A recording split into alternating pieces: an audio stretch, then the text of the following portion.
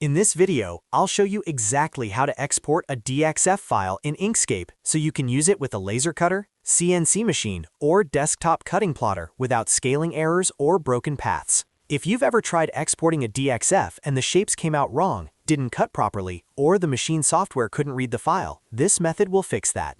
I'll walk you through the correct preparation steps, the export settings you should use, and a few important fixes if your DXF fails to load correctly. And if this tutorial helps you out, make sure to hit the like button and subscribe for more simple Inkscape and design tutorials just like this. Alright, let's jump right in. First, open your design inside Inkscape.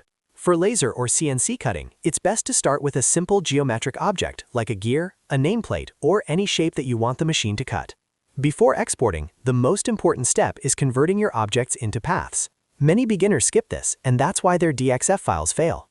In Inkscape, shapes like rectangles, circles, stars, and even text are considered live objects. These live objects often do not export correctly to DXF and may break or stitch incorrectly inside your cutting software. To fix this, select your object and press Ctrl-Shift-C on your keyboard. This converts the object into a path, which means the geometry becomes fixed vector nodes that export properly. If you're working with text, this step is absolutely required, or the DXF file may fail entirely.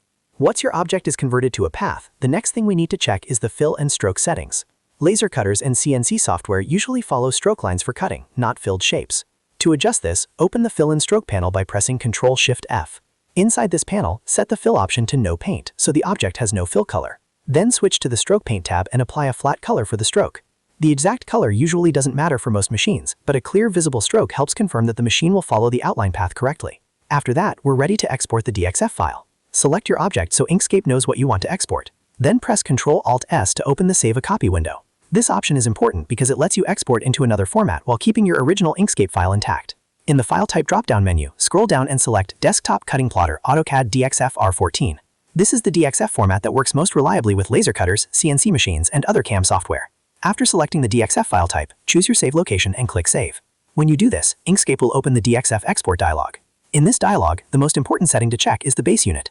You should set this to millimeters or inches depending on the unit used in your cutting software. This step is critical because if the units don't match, your design might import at the wrong scale. For example, a small logo could suddenly become extremely large or tiny when opened in your CNC program. Always double check that the unit you choose here matches the unit settings in your machine software.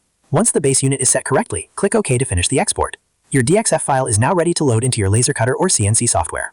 Now let me quickly show you a few troubleshooting tips in case your DXF export doesn't work properly.